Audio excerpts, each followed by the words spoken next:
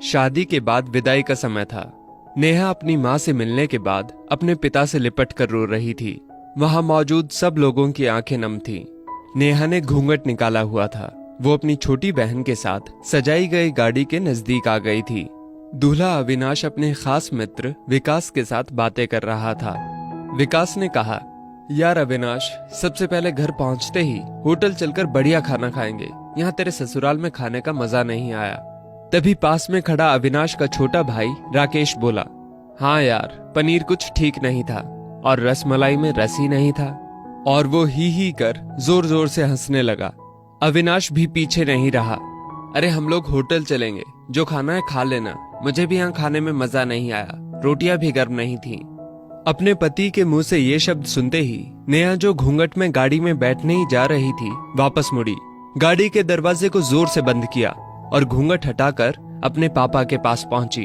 अपने पापा का हाथ अपने हाथ में लिया और बोली, मैं ससुराल नहीं जा रही हूँ पिताजी, मुझे ये शादी मंजूर नहीं। ये शब्द उसने इतनी जोर से कहे कि सब लोग हक्के बक्के रह गए। सब नजदीक आ गए।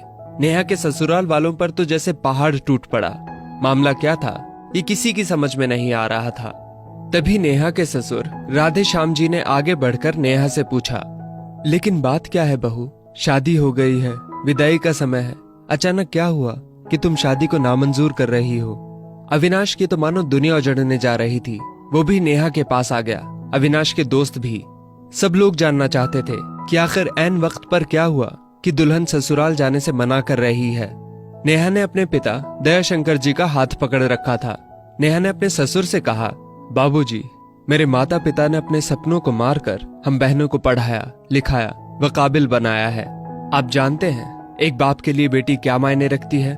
आप व आपका बेटा नहीं जान सकते, क्योंकि आपकी कोई बेटी नहीं है। नेहा रोती हुई बोले जा रही थी, आप जानते हैं मेरी शादी के लिए व शादी में बारातियों की आवाभगत में कोई कमी न रह जाए, इसलिए मेरे पिताजी पिछले 1 साल से रात को 2 से 3 बजे तक जाग कर मेरी माँ के साथ योजना बनाते थे। खाने में क्या बनेगा, रसोईया कौन होगा। पिछले 1 साल में मेरी माँ ने नई साड़ी नहीं खरीदी, क्योंकि मेरी शादी में कमी न रह जाए। दुनिया को दिखाने के लिए अपनी बहन की साड़ी पहनकर मेरी माँ खड़ी है। मेरे पिता की इस 150 रुपए की नई शर्ट के पीछे बनियान में 100 छेद हैं। मेरे माता पिता ने कितने सपनों को मारा होगा, ना अच्छा खाया ना अच्छा पिया। बस एक ही ख्वाहिश थी कि मेरी शादी में कोई कमी ना रह जाए। आपके पुत्र को रोटी ठंडी लगी, उनके दोस्तों को पनीर में गड़बड़ लगी व मेरे देवर को रसमलाई में रस नहीं मिला।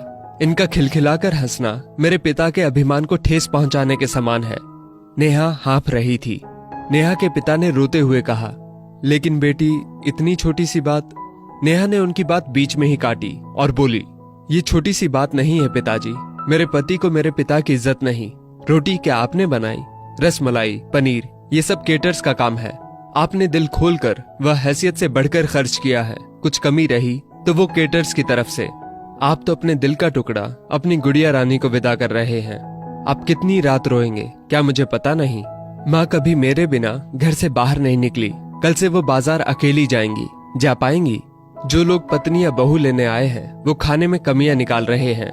मुझ में कोई कमी आपने नहीं रखी। ये बात इनकी समझ में नहीं आई। दयाशंकर जी ने नेहा के सिर पर हाथ फिराया। अरे पगली, बात का बतंगड़ बना रही है। मुझे तुझ पर गर्व है कि तू मेरी बेटी है, लेकिन बेटा, इन्हें माफ कर दे। तुझे मेरी कसम, शांत हो जा। तभी अविनाश ने आकर दयाशंकर जी के हाथ पकड़ लिए। मुझे माफ कर दीजिए बाबूजी, मुझसे गलती हो गई। मैं उसका गला बैठ गया था, रो पड़ा था वो। तभी राधे श्याम जी ने आगे बढ़कर नेहा के सिर पर हाथ रखा।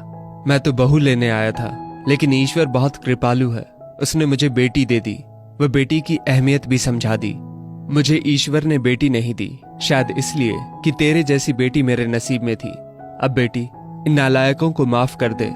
मैं हाथ जोड़ता हूँ तेरे सामने। मेरी बेटी नेहा मुझे लौटा दे। और राधे श्याम जी ने सचमुच हाथ जोड़ दिए थे। वह नेहा के सामने सिर झुका दिया। नेहा ने अपने ससुर के हाथ पकड़ लिए। बाबूजी, राधे श्याम जी ने कहा। बाबूजी नहीं, पिताजी। नेहा भी भावुक होकर राधे श्याम जी से लिपट गई थी। दयाशंकर जी ऐसी बेटी पाकर गौरव की अनुभूति कर रहे थे। नेहा अब राजी खुशी अपने ससुराल रवाना हो गई थी।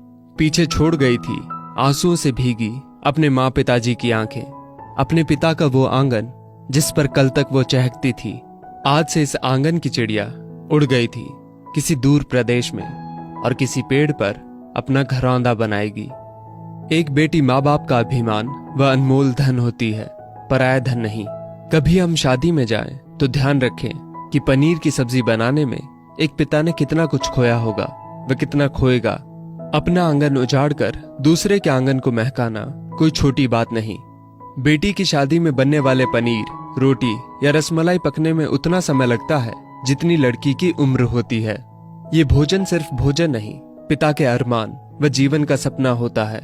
बेटी की शादी में बनने वाले पकवानों में स्वाद कई सपनों के कुचलने के बाद आता है, वह उन्हें पकने में सालों लगते हैं। बेटी की शादी में खाने की कद्र करें।